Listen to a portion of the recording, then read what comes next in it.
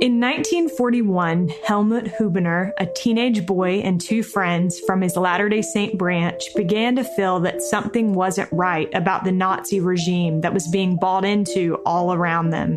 In fact, they felt it was terribly wrong. Helmuth set out to use the only weapon he knew how to operate, a typewriter. Matt Whitaker is a man on a mission to tell Helmuth's story. In fact, he has been on that mission for over 20 years. The road to the fulfillment of this dream has not been easy, but Matt recently partnered with Angel Studios, the studio behind The Chosen, and it feels like his dream may soon become a reality. Matt has previously worked on beloved Latter-day Saint films, Saints and Soldiers, as well as two of the Work and the Glory movies.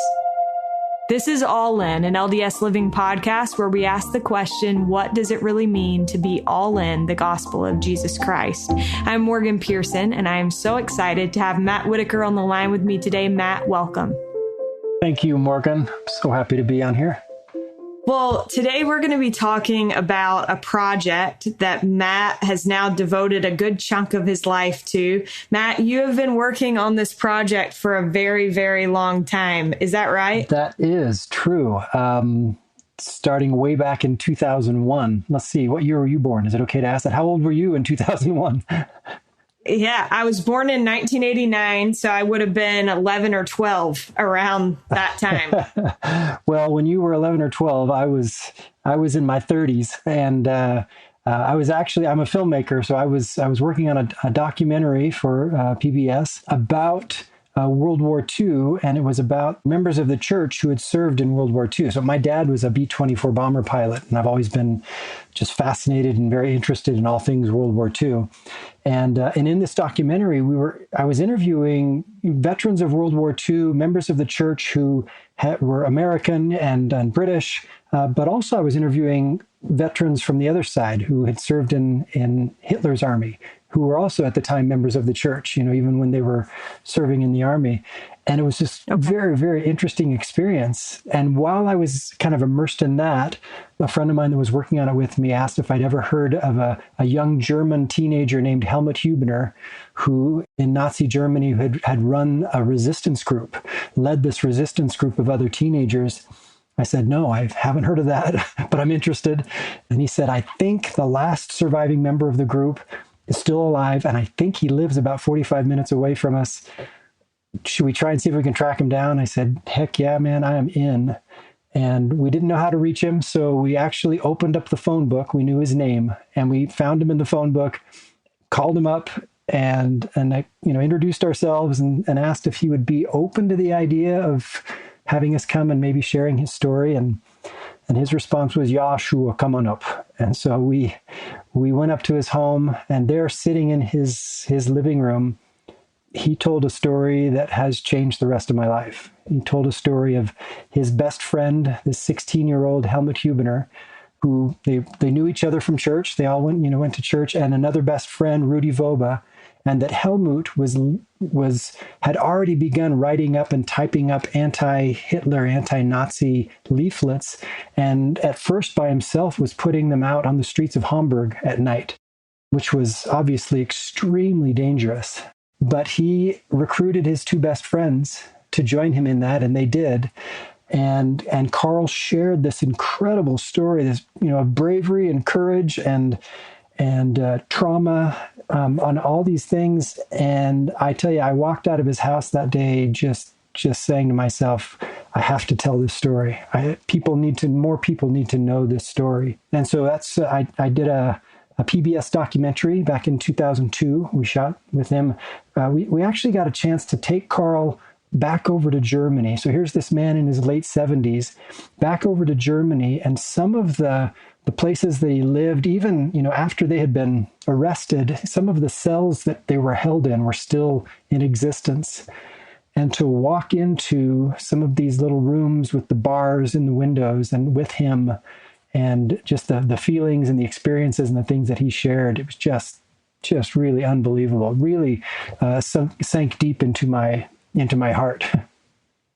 That's amazing. Well, and the thing that I love about this whole thing, Matt, is that you did not stop at creating this documentary. You have continued to work toward this idea of what was originally going to be a movie and now what hopefully will be a limited series.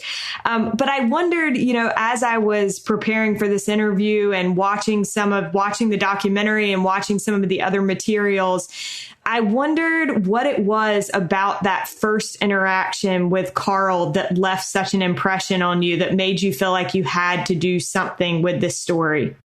That is a good question.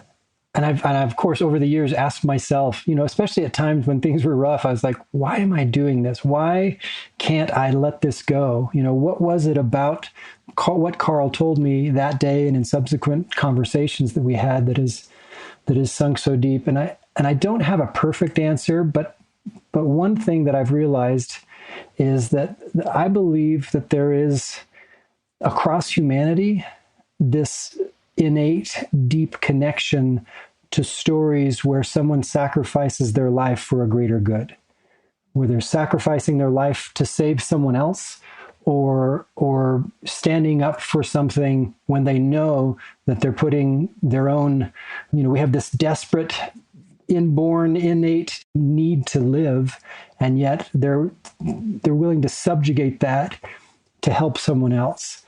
And Carl's story that he told me about Helmut and what Helmut had done, I think reached me, and I think reaches all of us on a very deep level. And I even do tie it back, I think, and this is just my opinion, but I think that it ties back to the Savior and that premortal connection, that, again, and this is wonderful, Morgan, to be able to talk about it in this way. When I'm sitting in meetings in Los Angeles with producers and things like that, of course, I can't delve into this aspect of it, but I love that I can here.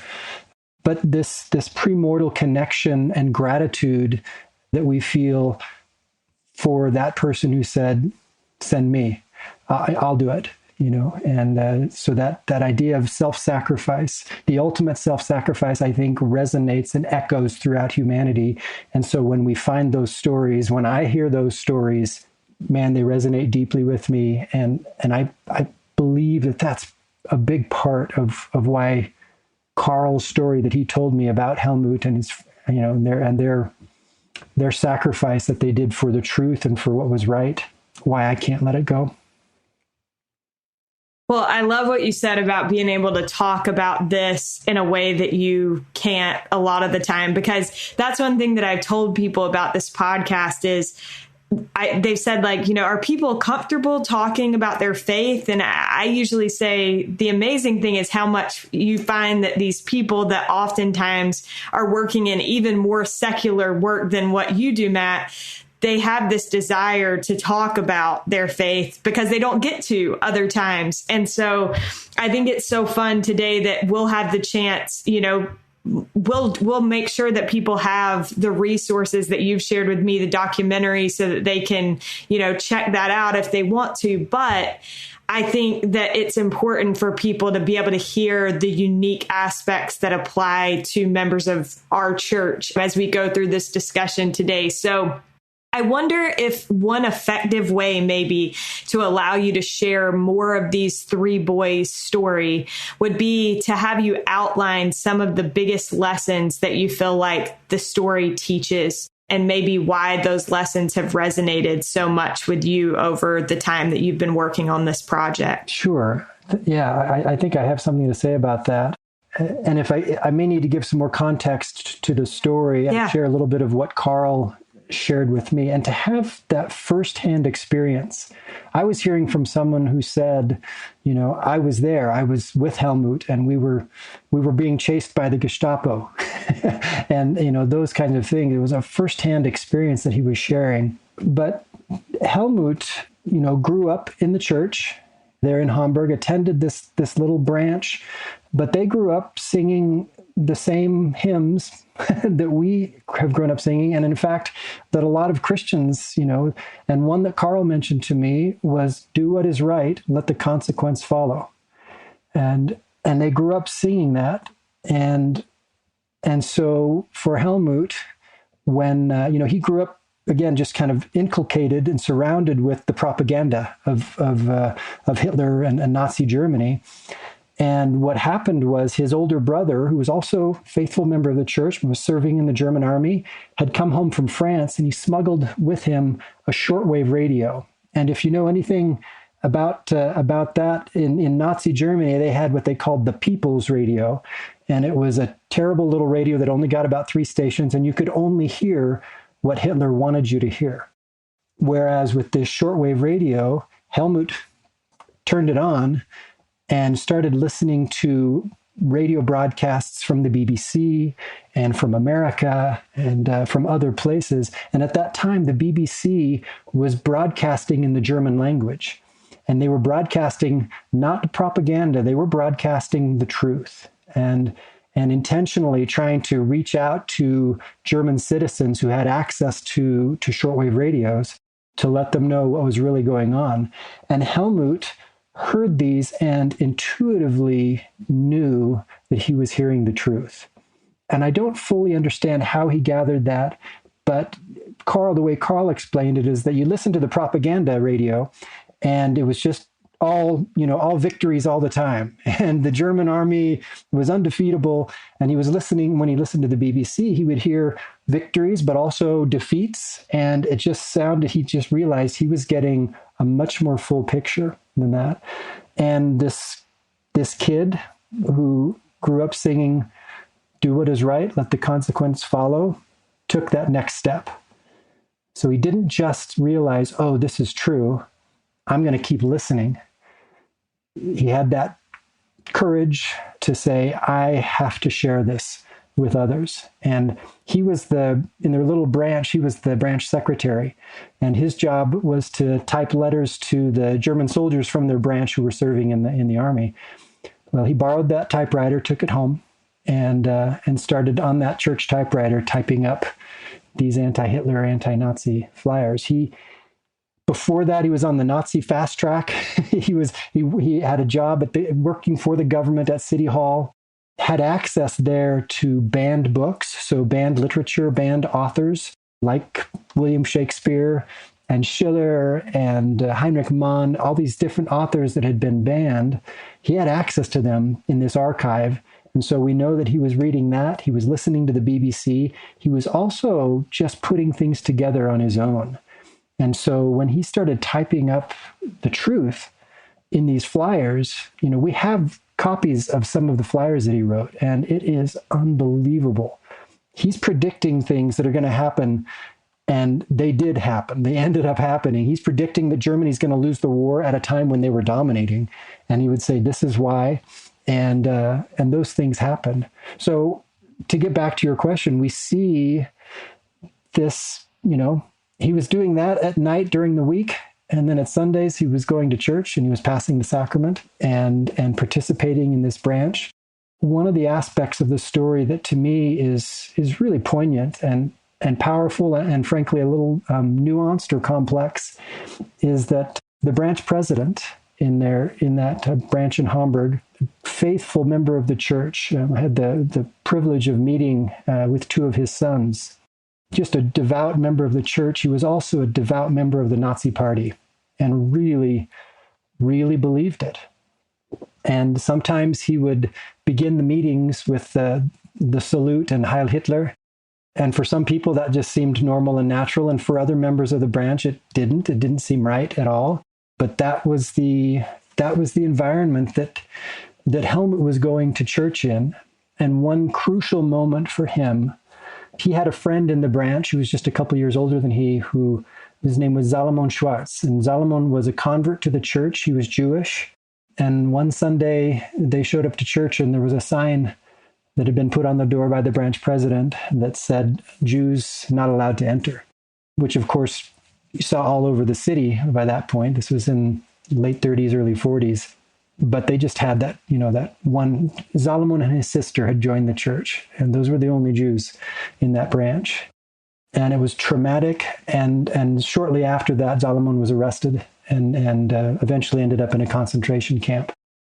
That convergence of having the radio and having access to the truth, and then having his good friend um, have him kind of banished from his branch, but also then arrested and taken and disappearing must have been a last straw for him, and was part of the motivation. He picked up, in my view, really the only weapon that he knew how to use, and that was a typewriter.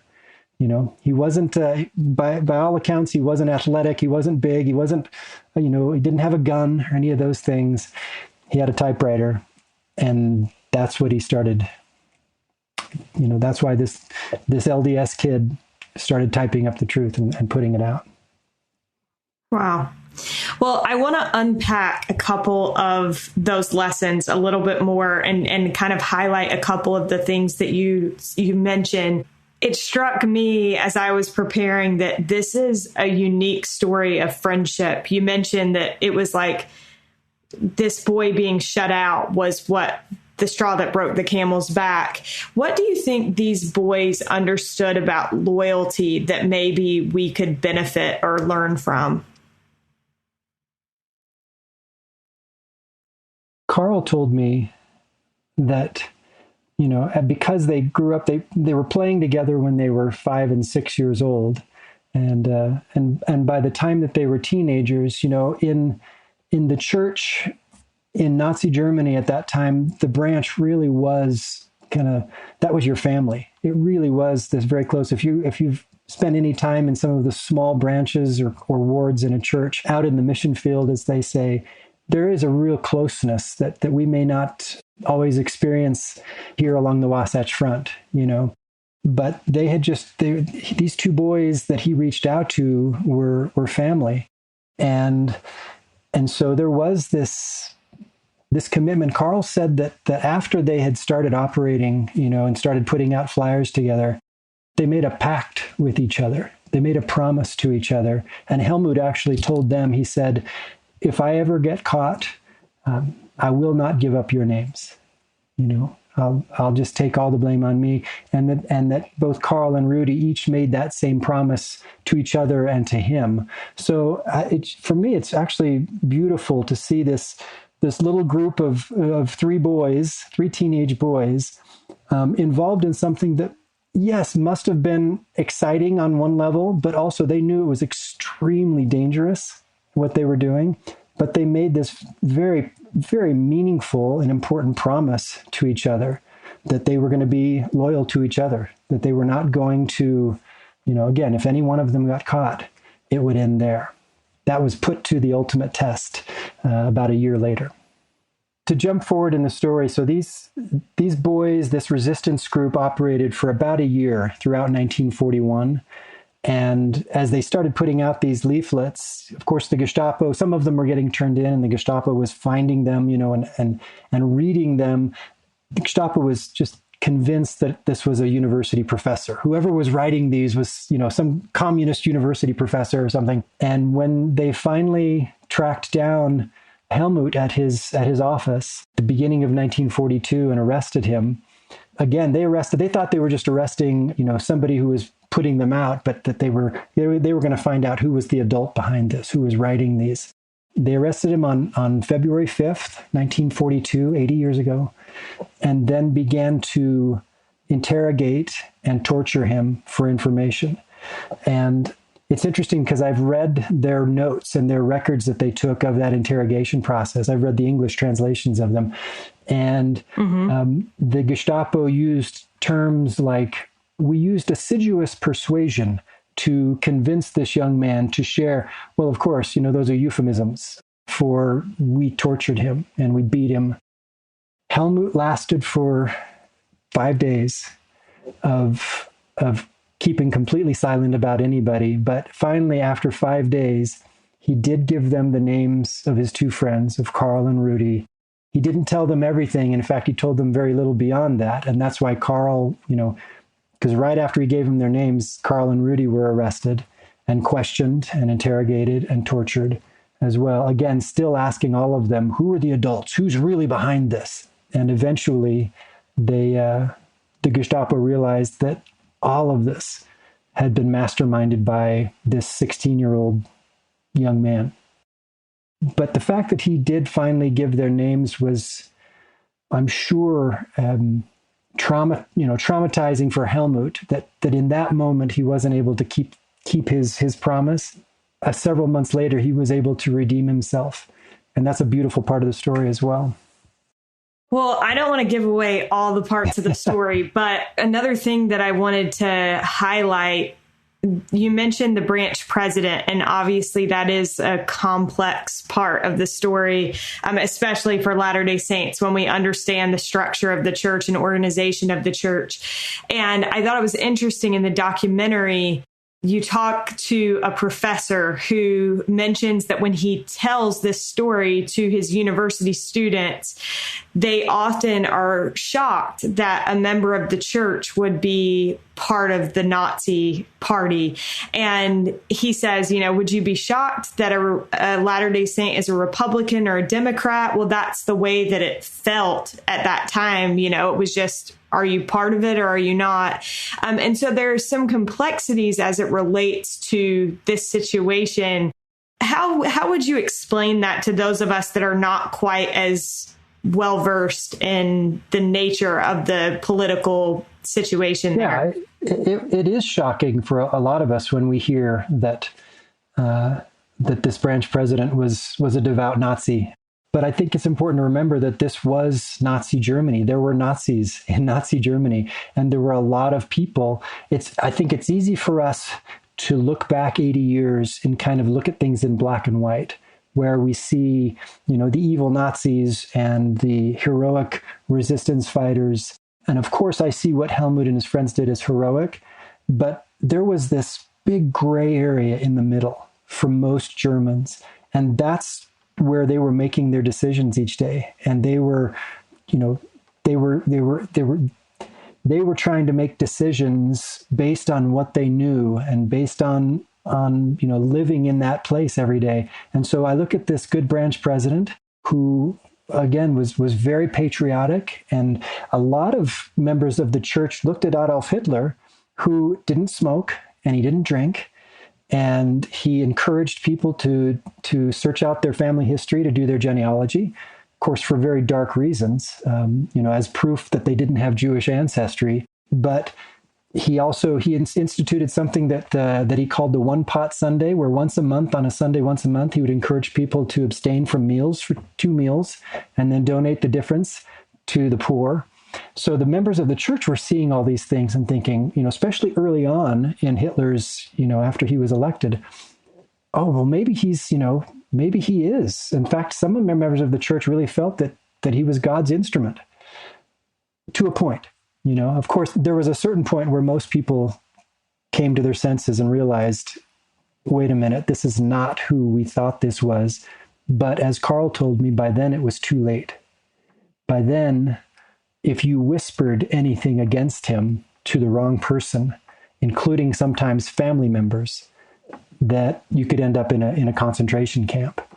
And so to look at someone like this branch president, his name was Arthur Zander, and to I think we can't judge him. And I really, for me, this has kind of been a life lesson, because in our situations in life, we may look at people, whether it's politically, and just think, oh man, they are wrong. They are on the wrong side of that, or something. Or how could this bishop, or how could this stake president, feel that way politically? How could they have that person's vote for me sign in their yard, And I think we all need to take a step back and just remember that, first of all, having served as a bishop, none of us asked for that calling. Somebody came to us and asked us, and we said yes. Gulp, yes. And I know that's what it was for Arthur Zander as well, this branch president. He was a fairly recent convert to the church and a loving husband and father, and for a number of years during Hitler's reign was devout to the cause. If I can talk about the other side of that, though, because he was so devout, of course, especially after Helmut was arrested and the boys were arrested, there was all kinds of attention on the church, from the Gestapo and from the Nazi Party. And so the Gestapo was coming to the church and attending the meetings. And of course, they saw a party man who was very much a part of the Nazi Party and very patriotic in that sense. And one of the things that Arthur Zonder did very shortly after Helmut was arrested was excommunicated him. And that, again, that's something that we just think, wait, that just doesn't sound right. And if you jump forward a few years to after the end of the war, I've actually seen a copy of that excommunication record, and the church officially has written over it, it says excommunicated by mistake. And so essentially his excommunication wasn't even recognized by the church. But the fact that this branch president had done that may very well have saved the members, not only in Hamburg, but potentially across Germany, across Nazi Germany. So for me, it's important to remember that not to pass too quick of judgment on this man who was operating in a place and at a time that was very, very difficult for anyone of faith to try and discern what is right and what isn't. Fascinating to me. I feel like we've touched on a few of these kind of unique Latter-day Saint specific elements that might not be explicitly shown in the series, but that might be interesting for Latter-day Saints to know about. Are there any other little insights into kind of the Latter-day Saint part of this story that you'd like to highlight? Yeah, I'll talk about one, and then we can see if that leads to something else. But one of the things, because every church and every faith in Nazi Germany had to figure out what their standing was, how they were going to, and a lot of them really out of survival just kind of went along with it. And our faith, our church, the council from Salt Lake was lie low, lay low, and to not cause waves and just kind of get through it, really, And we had, of course, our 12th article of faith. We believe in being subject to kings, presidents, rulers, and magistrates, and obeying, honoring, and sustaining the law. And so a lot of members, really just use that as their reasoning to think, okay, well, we have a religious obligation to support our duly elected leader, the Führer, Adolf Hitler, and that was that was something that was unique to our faith and to members of the church, and a lot of them did rely on that, understandably. Now there were others who also recognized that throughout the Book of Mormon and the Doctrine and Covenants, there are also passages that talk about the importance of being involved politically and standing up for what is right. But again, there was this really unique, the fact that we, one of the basic tenets of our faith says to support our kings and rulers and magistrates. And so by and large, members of the church in Germany did that. There were noted exceptions, and Helmut is one of those. Matt, I think it's interesting.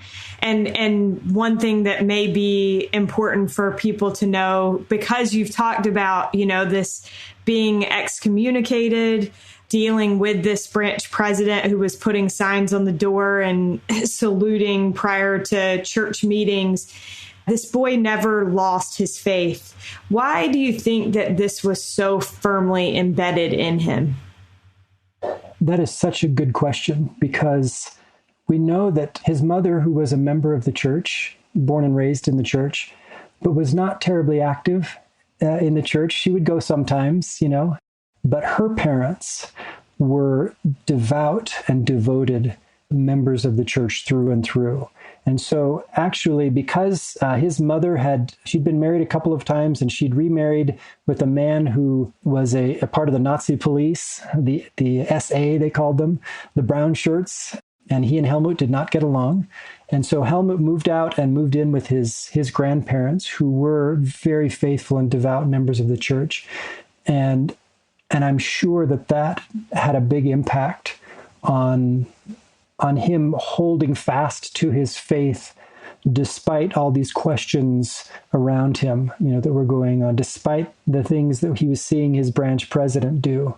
There was another member of the branch who was the counselor in the branch presidency, by a man by the name of Otto Berndt. And he was kind of the antithesis of the branch president, if you will. And they got along well, but he was more along Helmuth's line. And in fact, after Helmuth was arrested and the Gestapo was questioning them and looking at the church and trying to find who was the adult behind this, for a while, they thought for sure it was Otto Berndt, this member of the branch presidency. They actually brought him in for questioning. And I talked to his son about this a number of years ago when I was doing the documentary. I interviewed his son, and it was just fascinating. And the son of this member of the branch presidency who was questioned by the Gestapo, and they kept trying to pin it on him, after he got home, he told his family this. He said, they were throwing questions at me just repeatedly and trying to trip me up and trying to get me to contradict something that I've said before. And then he said, and then something took over, and the Spirit just filled my mind, and I answered all of their questions for over 2 days straight, all of their questions clearly and consistently, until it came to the point where the Gestapo realized that he had nothing to do with it and released him. And he said that as he was walking out, he had the courage to say to them, "Do you believe me now that I had nothing to do with what these boys did?" The Gestapo said, "We do believe you. If we had the slightest doubt, you wouldn't be leaving here alive." And then they said, "But remember this, as soon as we've solved the Jewish problem, you Mormons are next." And that was the last thing he heard from them as he left. Now, wow. It's, that sends a chill down all of our spines. I think it's important to point out that was one Gestapo agent who said that to him, and it wasn't necessarily the view of the Nazi Party. Although they were watching our church, they saw it as this American church who was the enemy, and so they were carefully watching members of the church across Nazi Germany. But I'll never forget that experience, hearing from the son of the man who had it. Wow, that's amazing. Pretty wild to think about. So one thing that struck me in one of the videos that I watched that's been filmed more recently, as you all have been working on trying to turn this into a series, someone talked about how this is a story that needs to be told now. And so I wondered, what is it about this story that you feel makes it an important story for our time right now? Having been at this as long as I have, over 20 years, back 20 years ago, when we first started thinking we're going to make a movie out of this, it felt like, wow, this is a story that really applies to our day today. This needs to be told now. From where I sit right now with what's going on in the world, with a war again in Europe, and seeing what is happening, it does feel to me like it's more important now to tell this story than maybe it ever has been.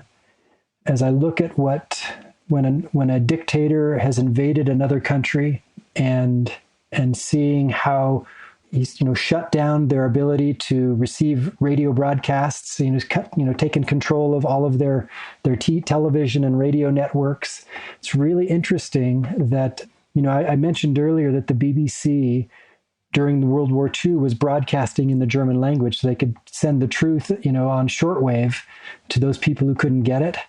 They stopped that after the war, and for decades weren't doing it. Earlier this year, they started broadcasting on shortwave again in Russian and in Ukrainian. And I just see that as this parallel. There's, in some senses, I feel like, okay, it's happening again. And there are Ukrainians and there are Russians who have access to shortwave, who are getting their truth the same way that Helmut did 81 years ago. So speaking of that, I do want to try to drive people on the website that you all have created on the Angel Studios website. It has a really good, I feel like, also breakdown of why telling this story can benefit young people, and seeing this story where these teenagers are standing up for what they believe in, I found it really inspiring. So I think that as well is another reason that this story matters and is particularly timely right now. Matt, you first began working on this, like we said, over 2 decades ago, but you felt like it should be a movie, and you started working on a script, and you've experienced setback after setback after setback. What is it that has kept you moving forward? Yeah, that's a great question, because yes, we wrote a script. And in fact, my writing partner, Ethan Vincent, and I wrote a script, and it ended up being a really good script for a 2-hour movie, that someone would go to the theaters and watch. And in the mid 2000s, we were getting a lot of good attention. We had 2 Academy Award nominated actors that said, okay, we're on board. This young actor, this teenage actor who at the time was arguably the best actor of his generation, and another older actor who was also almost indisputably the best actor of his generation, both signed on to star in this film. And things were really just looking, like, okay, we're going to get this made. And then in 2008, the world housing market collapsed, and the economy collapsed, and all of these investors that we had pulled out. And that was really tough. And but we know what, we took us a while, but we regrouped and said, okay, we're not going to let this stop us. We're going to make this movie. And we're at it for a number of years, trying to rebuild the investments, and we're getting those back and getting things coming together. And then, of course, COVID hit, and the world shut down, and particularly the film business just kind of shut down completely. But once again, our investors pulled out their money. It was during that time, actually, when we had our first meeting with Angel Studios. I'm not sure if you're familiar with Angel Studios, but they're the ones who brought us The Chosen, the incredibly powerful series about Jesus Christ. And we sat down and met with them, and we kind of pitched them this story, and they got really excited. They had seen the documentary, and they said, yes, we love this story. We think that we could really find great success with this, but we don't think it should be a one-off movie. We think it should be a series. And my initial reaction, frankly, was, no, I think we've got a really good script, and this is going to be a movie. The interesting thing is that as that meeting continued, about 10 minutes later, for me, in my mind, just something just clicked. And suddenly I saw this story that had for years been a 2-hour movie. I saw it as a 4-part episode. I could just see it clearly. I saw episode 1 and how it ended. I saw episode 2 and this cliffhanger. I saw episode 3. I saw the climax in episode 4, all while we're sitting in there in this meeting. And of course, I'm not saying anything out loud, but I left there going, they're right. This is the way to tell this story, is as a 4-part limited series, what we used to call the mini series, And I went home and started immediately writing a new script, 4 new scripts. Didn't tell my partners actually even until I was finished with them, and then gave them to them and said, I sure hope you guys like this, because I think we need to do this. And thankfully they did. And we partnered up with Angel Studios and are moving forward now to shoot these, shoot this limited series and tell this story and be able to go into a lot more depth into, for instance, the story of the branch president and his family and the moral decisions that he was forced into and trying to navigate, and also diving into the story of the Gestapo agent who was obsessed with hunting down whoever was putting out these flyers. His story is amazing on its own. So all of these things that we get to dive into as we approach this story, not as a 2-hour movie, but as a 4-part limited series through with Angel Studios. Well, I love the way that you described that moment in the meeting where you could see it clearly broken out, because I've had moments like that with this podcast where, it'll be an interview won't be going the way that I expected it to. And very clearly I'll have this moment where I can see the way that if I just make a slight shift, things will be different. And so anyway, I love that story I'm curious, as you approach trying to make this into a series, do you already have people in mind for the starring roles who will play the main characters?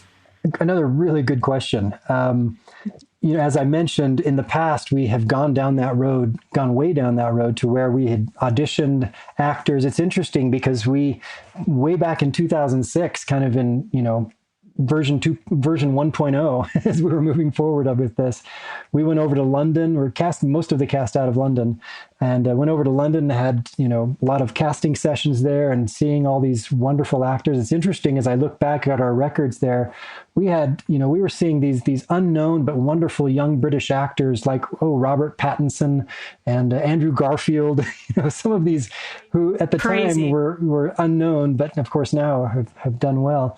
So we've been way down that road.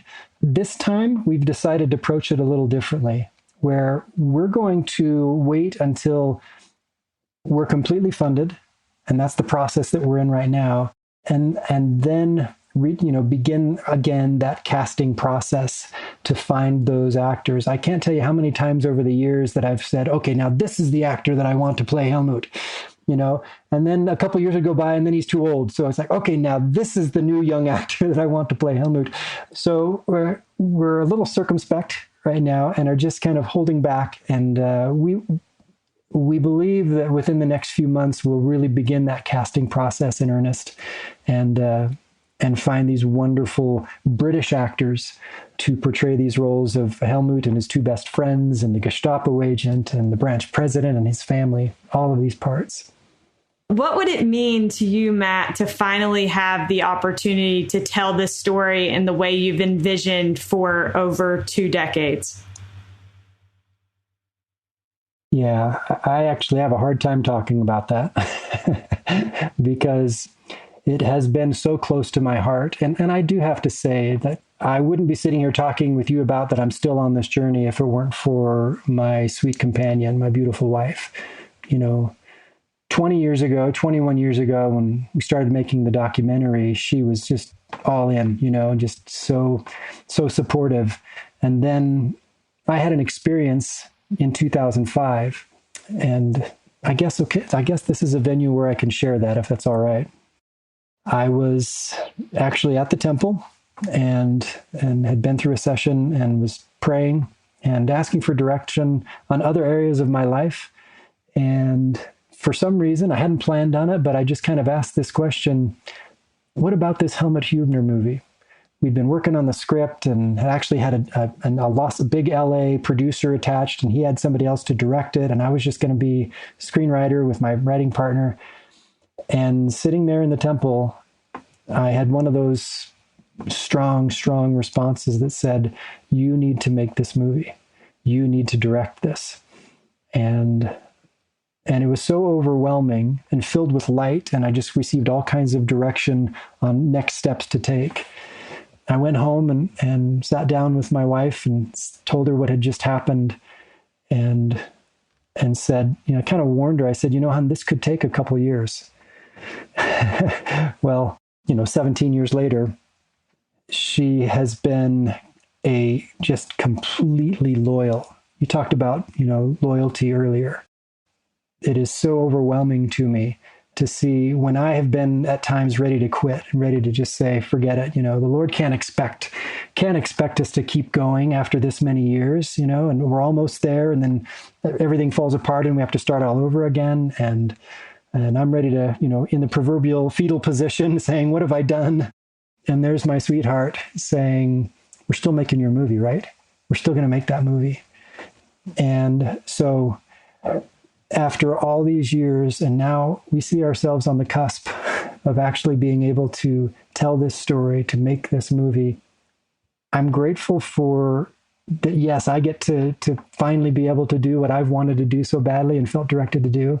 But I'm also so grateful that my sweet wife will be able to see this happen and see where her faith and her sustaining support and her leadership, frankly, in keeping us moving forward will finally come to fruition. I'm so grateful. What a sweet tribute to your wife. She sounds like my kind of lady, so I would like to meet her. Matt, my last question for you, and thank you so much for being willing to share your journey and this story and all of the hard work that you've put into this. My last question for you is, what does it mean to you to be all in the gospel of Jesus Christ? So because my wife and I love your show, I knew this question was coming. And it's interesting that I had to really ask myself, what does that mean to me? I think it means two things. And one is, for me, being all in is remembering Jesus, that this is his work, and that we are surrounded with incredible women and men who, as I mentioned earlier, are called into leadership positions in the church, and in their beautiful imperfections are just trying to be like Jesus. And so for me, an important part of being all in is keeping that in mind and being loyal and understanding of bishops and Relief Society presidents and all of these people around us who didn't ask for that position, but who said yes when someone else asked them and are trying their best. Having been a bishop now, I just see that is very important to me, and that is a part for me of being all in. And the other quick part of this is, for me, being all in means that we look around at other members of the church and remember that we are all in. Having been a bishop in a young married student wards with these wonderful young Gen Zers and young millennials who just exude love and welcome. And they were this example to me of what it means to be all in, because it didn't matter if someone showed up who was, covered in tattoos or piercings, or who smelled like cigarette smoke, or who was gay or transgender. It didn't matter. What they said was, "You're welcome here." All are welcome. And I think that for me is also a very important part of what it means to be all in. Thank you so much, Matt. Well, it has been a pleasure to talk with you, and good luck. Thank you so much, Morgan. It's been great to talk with you. And now I finally have great street cred with my wife because I'm on her favorite podcast. Big thanks to Matt Whitaker for joining us on today's episode. You can learn more about truth and conviction and how you can help make this series a reality by visiting invest.angel.com/truth. Thanks to Derek Campbell of Mix It 6 Studios for his help with this episode, and thank you so much for listening. We'll be with you again next week.